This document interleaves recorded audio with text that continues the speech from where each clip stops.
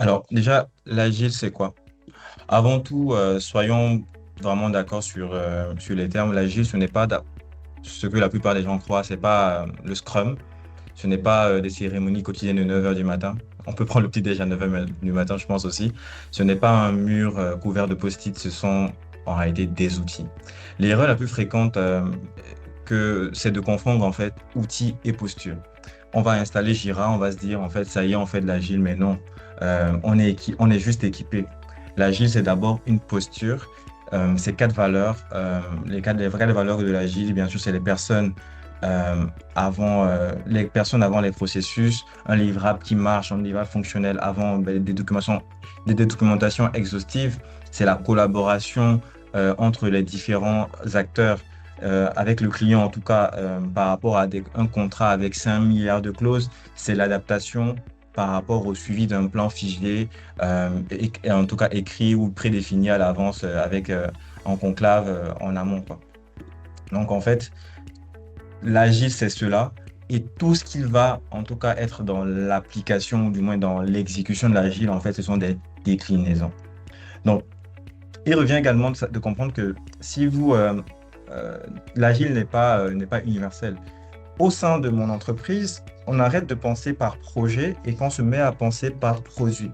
Et qui dit penser par produit, dit éventuellement avoir des sous-équipes ou du moins des équipes qui ont l'ensemble des compétences nécessaires, donc des équipes pluridisciplinaires qui seront organisées par ce qu'on appelle squad. Donc une squad, en fait, c'est un groupement de personnes avec des rôles précis qui justement, en fait, peuvent et qui sont indépendantes et qui doivent délivrer de la valeur par rapport à un produit précis. Et donc, quand on organise les personnes par squad, ce qu'on obtient donc, c'est des équipes qui sont indépendantes, auto-organisées, d'accord? Et afin de pouvoir justement maintenir de la cohérence, parce qu'il peut y avoir des produits, ou du moins des squads peuvent avoir des ambitions communes qui sont en tout cas liées, on va avoir une notion de tribu. Par exemple, on peut avoir une tribu. Une tribu, en fait, c'est un groupement de squads en fait, qui ont le même domaine produit. Par exemple, avec la tribu paiement, dans la tribu paiement, on aura la partie paiement par carte, la partie paiement par QR code éventuellement. Je te barbarise, et bien sûr, mais on pourrait avoir en tout cas des groupements. Au début, on a des services. Dans les services, il y a des personnes. On dit qu'on veut passer en agile, on va créer d'abord des produits ou du moins des squads de valeur qu'on pourrait apporter. Parce qu'un produit est censé apporter de la valeur. Voilà. Euh, du coup, sachant cela, en tout cas, qu'est-ce qui nous freine en réalité? Qu'est-ce qui peut nous freiner? Qu'est-ce qui pourrait nous freiner dans cette lancée positive, donc d'amener de la valeur et de justement nous organiser par produit? Première chose, c'est que bah, la banque intrinsèquement est un métier de risque. Qui dit agile, qui dit test and learn. Quand on parle de test and learn, on parle de se tromper. Je pense que personne d'entre vous ici ne pourrait admettre que quelqu'un se trompe parce qu'il fait une transformation agile. Donc pourquoi spécifiquement la banque? Parce que la banque, c'est un cas limite. La banque, c'est un métier de risque et de confiance. Pas un métier de rapidité, pas un métier d'expérimentation sauvage. Quand un client, il met sa cape dans le Gap, il n'a pas envie que le Gap lui dise que je teste. Il veut que ça marche du premier coup. Et pourtant, bah, depuis des années, d'autres startups tombent. Pourquoi? Parce que dans la banque, on n'a pas le droit à l'erreur. Un bug en production ou sur une application, c'est un ticket. C'est pas juste un ticket Jira qui est créé. C'est un article dans la presse. C'est un produit qui est lancé sans validation de la conformité. Ce n'est pas un fast fail. C'est une sanction du régulateur. Donc, on a développé légitimement en fait une culture où on planifie tout, où on doit tout valider, où on doit tout documenter et avant de livrer quoi que ce soit. C'est très rationnel. Je pense que ça devrait nous rassurer que justement que les banques soient comme ça parce qu'au moins vous savez que les gens ne font pas n'importe quoi avec votre argent. Par exemple, illustration, on peut dire, OK, pour développer le MVP, donc la version minimale d'un produit paiement instantané, ça va prendre 3 semaines. Sauf que derrière, pour valider ce produit-là, il faut 4 mois. L'agile demande exactement l'inverse. Une équipe pluridisciplinaire qui prend des décisions ensemble et qui partage les fruits justement de ces décisions-là. Les fruits, à la fois les fruits qui sont mûrs et les fruits qui le sont moins. Donc vous voyez, le problème c'est que on veut greffer de la transversalité à un organisme qui est vertical. Et évidemment, bah, le corps, il rejette cette greffe-là. Donc, typiquement, tu peux avoir 11 réunions étalées sur 6 semaines pour bon, c'est barbarisant, bien sûr. 11 réunions étalées sur 6 semaines pour valider une cinématique de retrait par cap. 11 réunions, oui, parce que pour une seule wireframe. Et pendant ce temps, Wave a déjà sorti 4, 5, 6 fonctionnalités. Orange Money a déjà refait son application 56 fois, et ainsi de suite. Alors que nous sommes toujours en train de valider quelque chose, le minimum. Ils vont pas se lever du jour au lendemain et pop et partir. Non, ces 4 freins, la culture du risque, les silos, la centralisation du pouvoir, les legacy, bah, je vais vous dire quelque chose, c'est qu'ils vont pas disparaître. Ce qu'il faut faire plutôt, en tout cas, c'est qu'il faut comprendre qu'ils ne sont pas conjecturels. Ils sont pas conjecturels ou circonstanciels, ils sont structurels. Et ils sont là parce que la banque, c'est comme ça, en fait. C'est la banque. Donc, mes bonnes nouvelles, en fait, ce qu'on a besoin de faire, en fait, ce n'est pas les faire disparaître, c'est d'apprendre à travailler avec eux. Et si on arrive à être dans ce mindset, d'apprendre à gérer justement ces contraintes-là, ou du moins ces freins-là, justement, on peut avancer. Et à mon sens, l'une des premières choses, c'est d'abord la déculpabilisation de ne pas faire du full agile assumé. Donc, c'est se dire aussi aujourd'hui qu'on a deux approches, bon, plusieurs approches. On a le waterfall, on a l'agile, mais on a aussi de l'hybridation. Donc, l'hybridation, c'est important. On peut être sur du waterfall agile assumé. Waterfall agile fall, je dirais. Donc, faire de l'agile là où ça crée de la valeur, faire du V là où c'est non négociable. Donc, probablement que l'hybridation honnête, ça peut être pour les puristes assez difficile, mais on nous a vendu bah, que c'est important, en fait. Soit on fait de l'agile, soit on fait du V, mais en fait, à mon sens, c'est faux.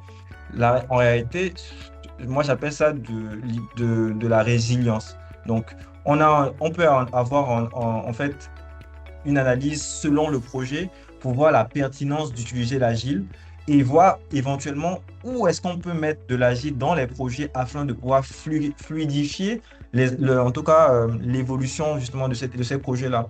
L'agile en tout cas permet de minimiser l'effet tunnel. Pourquoi sur un projet qu'on sait typiquement stable et typiquement où il n'y a pas beaucoup de complexité, pourquoi on ne mettrait pas éventuellement des daily stand-up afin de faire en sorte que les équipes puissent se parler et se coordonner? Pourquoi, si on a des livrables, on ne fait pas des démos afin de pouvoir valider justement le livrable par rapport aux différentes attentes des parties prenantes? Pourquoi ne ferions-nous pas en sorte que s'il y a un projet qui nécessite réellement de la dédication totale des équipes, et etc., on ne mettrait pas euh, de l'agilité sur ce projet uniquement, etc. Pourquoi est-ce que on ne serait pas dans une approche où on va débuter progressivement d'abord par des projets? Si on y va doucement, on peut y arriver. Pour moi, l'une des secondes choses qui fonctionne bien, en tout cas pour nous, c'est aussi de faire ce qu'on appelle la création de zones démilitarisées de l'agile. Donc, une zone tampon dans laquelle fonctionne différemment ou autrement, en tout cas de la banque classique. Donc, quand je dis ça, je parle de créer une zone protégée dans une entreprise. Je pense que presque toutes les banques le font actuellement. On a la BND qui le fait, on a Sounou qui va le faire en Côte d'Ivoire, on a CBAO qui a aujourd'hui un Digital Center pour pouvoir justement euh, accélérer justement sa transformation digitale et la valeur en tout cas, et augmenter la valeur qu'en tout cas, le delivery de la valeur en tout cas qu'on a pour les parties prenantes, pour les clients. En fait, c'est de créer justement bah, une zone qui n'est pas une fuite, hein, qui n'est pas une zone avec des hipsters, avec des barbes qui sont en train de faire de la magie. Non, c'est juste une zone tampon, un endroit où on peut faire des choses qui ne pourraient pas être faites si on réfléchissait de façon classique. Donc, c'est de commencer à expérimenter, en fait, l'agile d'abord à l'échelle d'un petit environnement. Et justement, commence à faire incuber justement le changement. Et là, ça fait que la propagation du changement se fait progressivement. Et tout à l'heure, je parlais du sponsor et je pense que on n'y reviendra pas à la suite. Et le dernier point, c'est tout à l'heure, je parlais du fait qu'il y a des contributeurs métiers, mais c'est surtout et surtout bah, faire se souvenir que l'une des valeurs de l'agile, c'est la collaboration, justement. C'est le fait qu'il y ait des interactions entre les gens. La plupart du temps, on a des projets de type V où on a des loops de planification et on voit les gens à la fin. Donc, c'est faire en sorte que tous ceux qui sont dans la chaîne de valeur soient impliqués dès le début du projet, en amont. La plupart des équipes agiles, en tout cas, nous avons fait cette erreur-là au début, c'est qu'il y a certains produits, on peut dire, voilà, on va faire, on développe en mode cool, on va vite, on va itérer, et à un moment donné, on se rend compte en fait que bah non, il manque la vie de la conformité, il manque la vie des risques, le contrôle aussi, parce que c'est des métiers que souvent on n'intègre pas rapidement, etc., parce qu'ils ne sont pas directement impliqués dans les process à digitaliser. Et après, ça fait qu'on se retrouve à devoir faire plus tard, en fait, des reprécisions. Alors que la solution, en fait, c'est de ne pas ignorer ces métiers-là, c'est de les intégrer dès les phases de cadrage, en fait, afin de pouvoir prendre les différents avis, parce qu'ils ont une perspective précise aussi du sujet sur qui parle.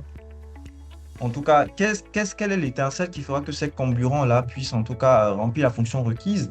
C'est d'abord 5 grandes conditions.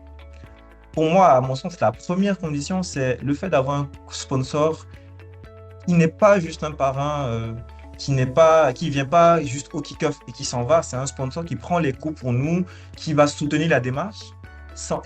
Parce que sans ça, l'équipe va se faire grignoter, etc. Parce qu'on parle d'équipes qui sont dédiées, mais la production ne s'arrête pas. Donc, il faut que le sponsor soutienne la démarche et mette le cadre autour de cela afin que, autour, en tout cas, la démarche soit acceptée et soit comprise. Il faut des équipes dédiées. Comme qui dit, l'agile, c'est extrêmement chronophage. On parle d'une personne qui va arrêter, qui de base faisait, je ne dis n'importe quoi, des risques. Elle faisait un sujet risque, conformité, audit. Elle était sur les sujets monétiques. Un jour, tu vas lui dire, tu vas devenir chef de projet exploitation. Tu as du PO exploitation. Tu feras que ça. Tu vas dire aux développeurs de ne faire que ça. Tu vas immobiliser donc à minima 5 à 6 ressources qui ne feront que de la réflexion sur un produit précis. Donc, si aujourd'hui, ces personnes-là font du shift et ne sont pas dédiées à cela, la démarche n'aura pas autant d'impact. En tout cas, l'impact politique ne se fera pas sentir comme ça devrait l'être. Donc, il faut réellement que les équipes puissent être dédiées. Ça, c'est également le sponsor qui accompagne par rapport à ça. Il y a aussi le mindset avant les outils. Donc, acheter Jira, spoiler alert, ça ne va pas suffire. Il faut former les gens, former les managers, il faut leur apprendre à laisser un peu à lâcher de l'est, à être dans l'accompagnement, dans le support, et surtout faire en sorte que les équipes aussi se mettent dans cette psyché-là. On doit quitter le mindset de je vais avoir le produit le plus parfait possible.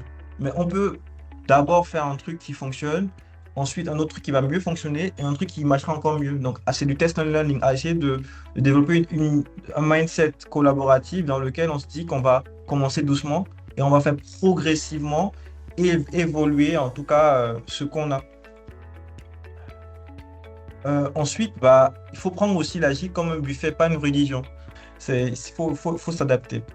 Et bien sûr, essayer de changer le mindset euh, livrable tout court et passer d'abord plutôt sur qu'est-ce que ce livrable-là va apporter. Donc, passer sur une orientation sur la valeur. Donc, pourquoi on fait de l'agile? C'est parce que on veut être dans une démarche où on va délivrer des choses qui vont apporter pour les clients, qui vont apporter la valeur ajoutée également pour les parties prenantes en interne. Mais c'est surtout donc passer sur un mindset orienté valeur. Sur un mindset orienté valeur. Je ne vous expliquerai pas le principe de StoryPoint ici, ça va être un peu long, mais en tout cas, penser plus à, à penser plus l'impact client comme étant le signal que quelque chose, que notre démarche, en tout cas, est cohérente et est bien faite. Donc, tous ces éléments-là mis en place, nous aurons en tout cas de quoi, en fait, huiler, en tout cas, notre machine et pouvoir justement avoir un socle cohérent. Donc, en gros, le socle, c'est le sponsor qui prend les coûts, l'équipe dédiée, les équipes dédiées, un mindset, un shift de mindset justement via la formation, bah, prendre l'agile comme un buffet et justement passer sur l'orientation basée sur la valeur. Ces 5 points, vous pouvez avec ces 5 points, vous avez déjà de quoi commencer sérieusement en fait, sans avoir à faire quoi que ce soit. Et du coup, moi, ce que j'aimerais bien, c'est que le lundi matin, quand vous allez aller au bureau et vous serez assis, vous allez vous dire, OK, on a suivi un webinaire ce week-end et voici ce que moi, déjà à mon niveau, je peux faire. C'est déjà de cartographier les points, les zones dans lesquelles, sur nos différents projets, nous pourrions utiliser certaines choses de l'agile, certains outils de l'agile. Donc, voir si ici, dans nos projets, le full V est nécessaire et est non négociable. Voir où l'agile peut créer de la valeur. Ce sera également inviter les équipes dès les phases de cadrage, dès les initialisations, en fait, toutes les équipes qui interviennent dans la chaîne de valeur et surtout même les corps de contrôle. Donc, les risques, la conformité, le contrôle interne. Pas seulement pour valider à la fin, mais pour co-construire dès la base, dès le début. Et il faut surtout identifier un sponsor par son nom, si en tout cas on est dans une transformation agile, un sponsor qui va défendre la démarche, bien sûr une démarche cohérente et bien construite. Et tout ceci permettra en tout cas d'aller vers en tout cas une transformation, en tout cas de la méthodologie du travail, de la manière de penser vers l'agile.